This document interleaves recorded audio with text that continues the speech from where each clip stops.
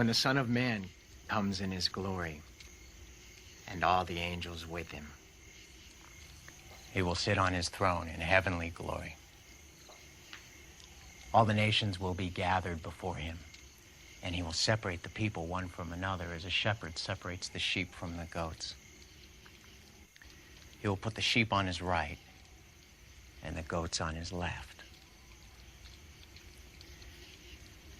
Then the king will say to those on his right,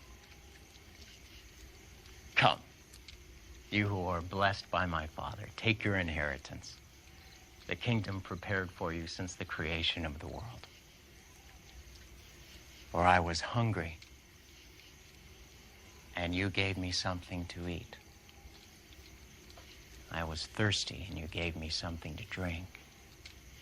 I was a stranger, and you invited me in. I needed clothes, and you clothed me.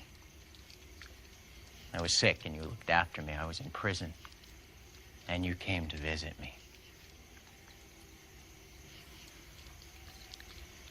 Then the righteous will answer him, "Lord, when did we see you hungry and feed you, or thirsty and give you something to drink? When did we see you a stranger and invite you in, or needing clothes and clothe you?